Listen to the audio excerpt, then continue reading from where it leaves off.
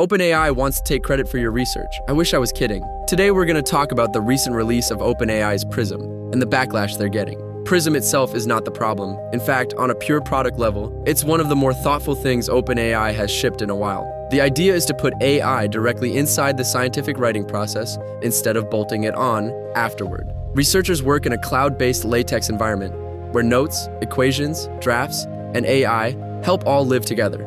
No bouncing between tools, no copy-paste gymnastics. The goal is simple: reduce friction so thinking can move faster. That part makes a lot of sense. Science isn't slow just because ideas are hard. It's slow because the tools are clunky. PRISM treats AI like infrastructure, the same way a good code editor fades into the background and lets people focus. That's why the launch initially felt promising. It looked like OpenAI finally understood that real value comes from workflow, not just model demos. The backlash comes from what OpenAI appears to want in return. The company has floated the idea of taking a cut of discoveries or outputs that are meaningfully aided by PRISM. In other words, if AI helps with research that turns into something valuable, OpenAI wants a share. This is where things go sideways. Research depends on clear ownership. Credit, funding, and intellectual property are already sensitive topics.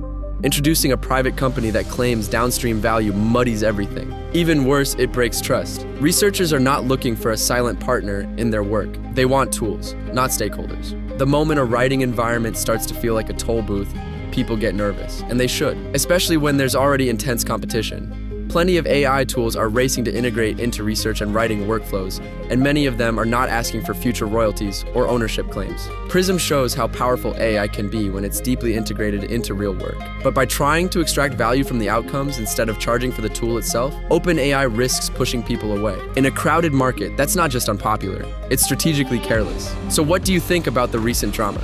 And what are your thoughts on PRISM? Let us know down in the comments, and I'll see you in the next video.